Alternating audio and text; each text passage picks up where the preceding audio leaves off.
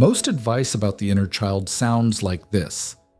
Visualize your younger self, give them a hug, tell them everything is going to be okay. And that's fine, but it doesn't work. Not because the intention is wrong, because affirmations can't repair what experience broke. The inner child isn't a metaphor. It's the part of you that stopped developing in the area where the support was missing. If validation was missing, that part of you still doesn't know how to trust its own feelings. If safety was missing, that part still scans every room for danger. If needs were dismissed, that part still believes wanting anything is too much. The inner child isn't waiting for a hug. It's waiting for the thing that was never given. And the reason most inner child work fails is because it skips this question. What specifically was missing? Not in general, not love in the abstract. What specific form of support at what specific developmental moment did not arrive? Because the child who didn't receive validation needs something different from the child who didn't receive safety. And both need something different from the child who didn't receive permission to exist. Reparenting begins with identifying the specific gap and then becoming the specific parent who fills it.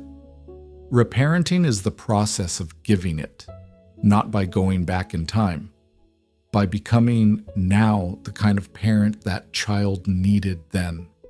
Not a perfect parent, a willing one, a parent who shows up imperfectly but consistently, a parent who says, I see what happened to you and I'm here now. In this video, we're going through 5 steps to begin reparenting your inner child. These are not abstract, they are concrete, doable, and designed for people who grew up in households where the parenting they needed didn't arrive. Each step builds on the one before it, and none of them require you to be healed first. They are the healing. Step 1. Before you can reparent the inner child, you need to know when they're speaking. The inner child's voice doesn't announce itself. It shows up as a feeling that's disproportionate to the situation. Your partner says something mildly critical and you feel devastated. Not adult disappointed, but child devastated. The kind of hurt that belongs to a 5-year-old, not a 35-year-old. That's the child. Your boss gives you a task and you feel a wave of panic that the task doesn't warrant. That's the child.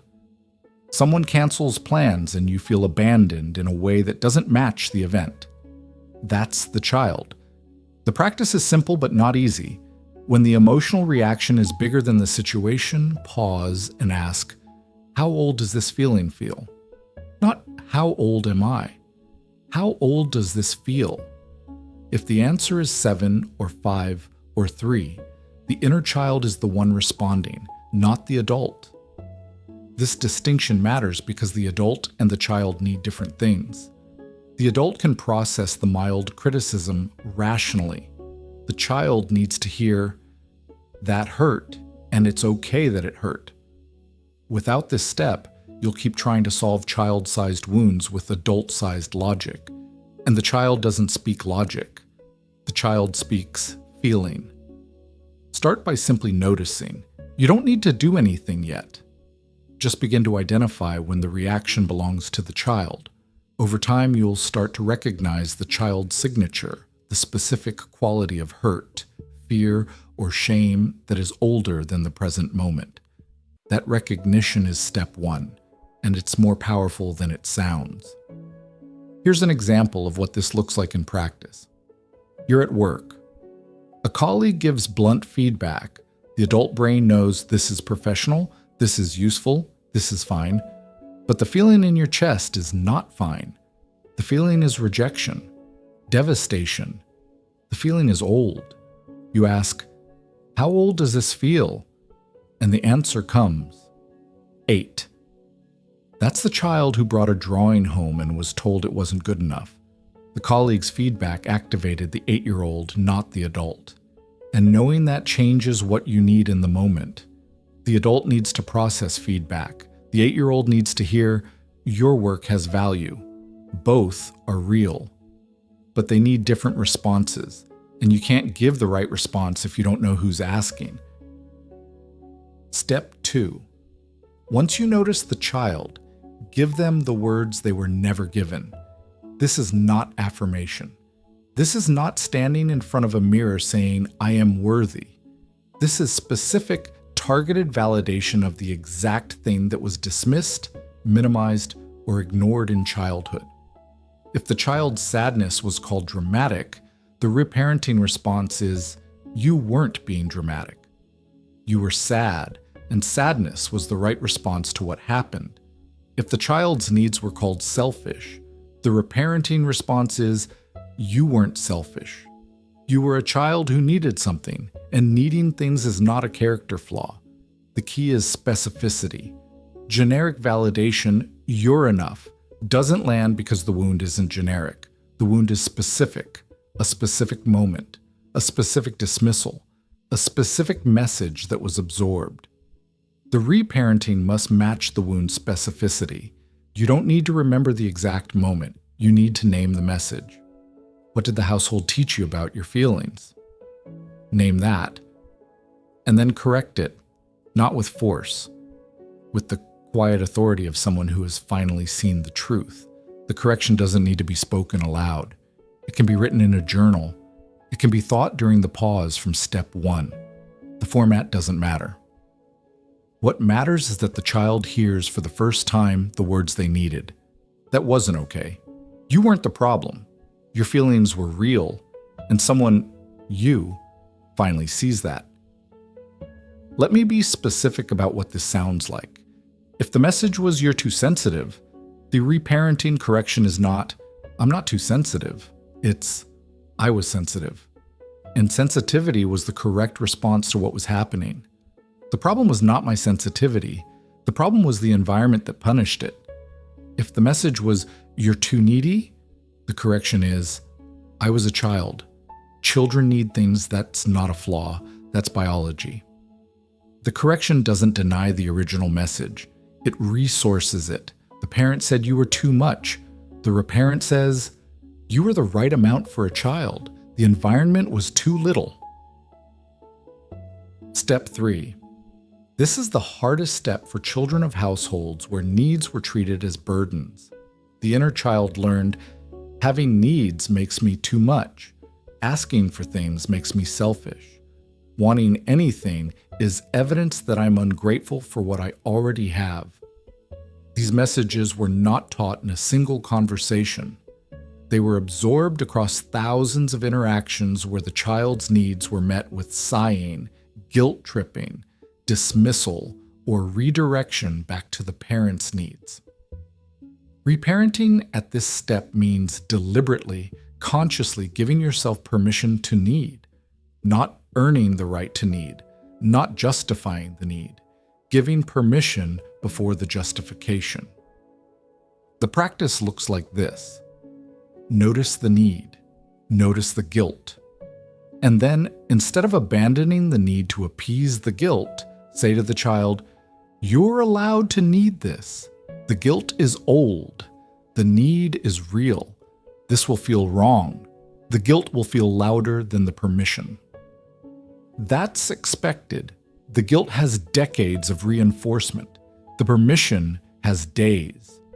You're not trying to eliminate the guilt. You're trying to act despite it. Each time you honor a need while the guilt is protesting, you're teaching the inner child something revolutionary. Your needs are allowed to exist, even when it feels like they shouldn't. Start small. Start with needs that carry low stakes. A glass of water when you're thirsty instead of waiting. A break when you're tired instead of pushing through. Saying, "I need a minute" in a conversation instead of performing composure. These are not dramatic acts of self-care. They're micro permissions. And each one is a data point that teaches the inner child. Someone is finally listening. And here's the counterintuitive part. The smaller the need, the more powerful the permission. Because the inner child's deepest belief isn't, I can't have big things. It's, I can't have anything. When you give yourself permission for a glass of water, you're not just hydrating. You're telling the child, your most basic needs are allowed. And if the most basic needs are allowed, maybe the bigger ones are too. The permission scales. But it has to start at the foundation. Step 4. Between the trigger and the old pattern, there is a space. Reparenting lives in that space. This is the practical application of everything you've learned in steps 1 through 3. The trigger arrives, someone's anger, a moment of rejection, a situation that activates the old wound. The pattern wants to fire, fawn, people please, shut down, absorb blame, over-explain, disappear. And in that moment, between the trigger and the pattern, you insert the pause. The pause is not suppression. You're not stopping the pattern by force. You're creating a moment of choice. In the pause, you check. Who is responding right now? Is this the adult making a decision, or is this the inner child running an old program? If it's the child, you reparent in real time. I see you. I know this feels dangerous, but we're not in that household anymore. I'm here. What do we want to do? Not what does the old pattern want to do? The pause will be short at first, milliseconds. The pattern will still fire most of the time. That's not failure. Every pause, even an incomplete one, even one that arrives after the pattern has already started, is a disruption. And disruptions accumulate. The nervous system doesn't need you to stop the pattern perfectly. It needs you to interrupt it imperfectly, repeatedly, until the pattern loses its automatic quality and becomes a choice. And the moment the pattern becomes a choice, you've already changed the architecture. Because the defining feature of childhood programming is that it runs without permission. The moment you need to choose it consciously, it's no longer programming. It's a decision. And decisions can be made differently. A practical tool for the pause. When you feel the pattern firing, place one hand on your chest. This is not mystical, it's neurological. Physical touch activates the vagus nerve and signals the nervous system that you are present, that you are here, that this is now and not then. The hand on the chest is the reparent's hand on the child's shoulder.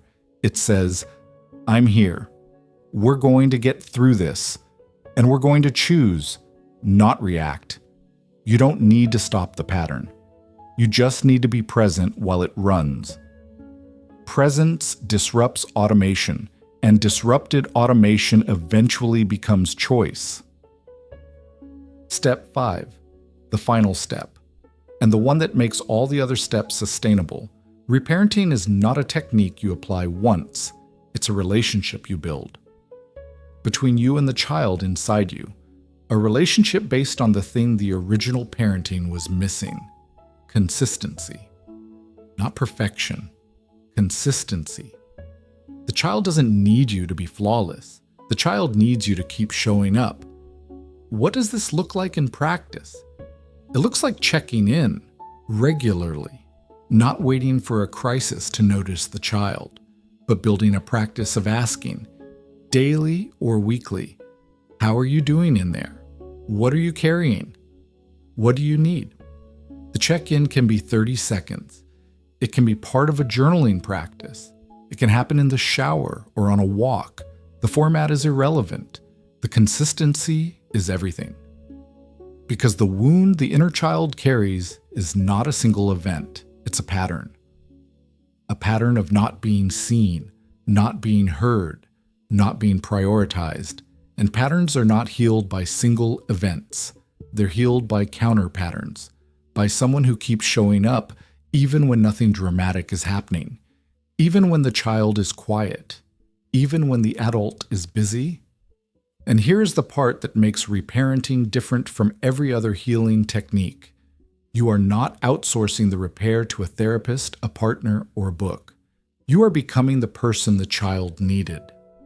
Not by being perfect, by being willing, by being present, by being the parent who says again and again, "I'm not going anywhere. I see you, and I'm learning how to take care of you." That's enough. That's more than enough. That's everything the child has been waiting to hear. And here's what will surprise you about this step. The child doesn't need you to be good at it. The child needs you to keep doing it. Every therapist will tell you the repair is not in the technique. The repair is in the relationship, and the relationship is built by repetition, not expertise. The parent who shows up imperfectly every day heals more than the parent who shows up perfectly once. Because the wound wasn't caused by a single failure, it was caused by a pattern of absence. And only a pattern of presence can correct a pattern of absence. Show up, imperfectly, repeatedly. That is reparenting. 5 steps. Notice the child's voice. Validate what was never validated. Give permission to have needs. Practice the pause before the pattern, and become the safe person you needed. Not all at once, not perfectly, in the order that feels possible, at the pace your system can absorb. Reparenting doesn't look like a breakthrough. It looks like saying you're allowed to need this on a Tuesday afternoon, and the guilt being 1% quieter than it was last month. It looks like noticing the fawn response mid-conversation, and choosing for the first time to stay instead of shapeshift. It looks like a 30-second check-in that nobody sees but the child inside you feels. You don't need a perfect parent. You need a willing one, and that person is already here. If you want a structured way to practice these steps between videos, our Inner Lens Healing Tracker, exclusive for channel members, includes daily check-ins for noticing the child's voice, logging needs without guilt, and tracking the pause. It's the tool that makes the reparenting practice visible. Join using the Join button below. At Inner Lens, we don't just name the wounds. We walk the path that follows. If this video gave you a starting point, the next one explores a pattern that often protects the wounds from healing: self-sabotage. The protection that became the problem. It's right here.